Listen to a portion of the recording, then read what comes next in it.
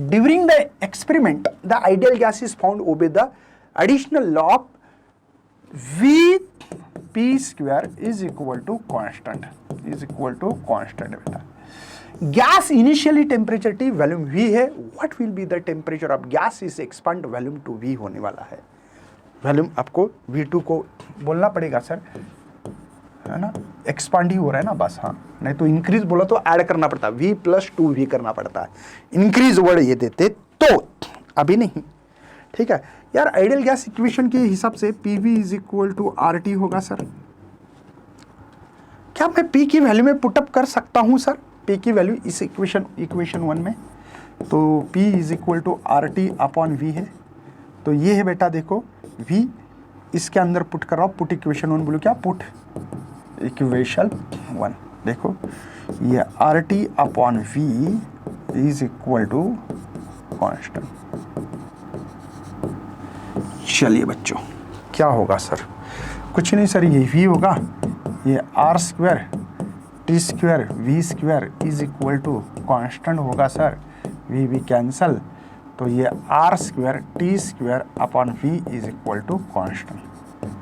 थोड़ा सा सोचिए समझिए, मुझे पूछा क्या, what will be the temperature, हो गया बेटा, आंसर तो मिला होगा ना, okay. During the ideal gas found is constant, the initial temperature T, volume he, what will be the temperature of gas expand volume. अब सभी को शायद मुझे T2 निकालना है, T1 को T बोलना पड़ेगा, दिया है ना भाई, हाँ ये T1 को T बोलना है, मुझे T2 बोलना है भाई, ठीक है। चलो तो T डायरेक्टली प्रोपोर्शनल, शायद पता होगा आपको, ये करना है T/V, R तो कांस्टेंट है बेटा, R तो कांस्टेंट हो गया ना अभी, निकाला। चलिए ये कांस्टेंट है बेटा, तो ये रिलेशन T²/V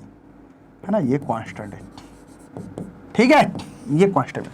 अब यहाँ पे इसको बोलेंगे सर T2²/V2 बोलना पड़ेगा, ये T1²/V1, लेकिन V2 की वैल्यू 2V है और V1 को V बोला है, देखो V1 को V बोला है, तो सर T2 तो निकालना है सर, V2 की वैल्यू सर 2V बोली गई है, T1² एज इट इज रखते हैं, उसको T1 तो बोलेंगे हम लोग, है ना, T1 बोलना है, और ये V1 को V, मुझे लगता है कि सेम वाले को खा लेते और ख़त्म करते, V, ये V को भी V बोलना था, कांस्टेंट हो गया ये भी यहाँ पे, तो ये देखते हैं T2 का स्क्वायर, ये 2 T1 का स्क्वायर, तो यहाँ पे T2 ये रूट में आएगा, और ये T1 को T बोलना था, देखो बोला √2T, यस, सी ऑप्शन देखो बोला यहाँ पे।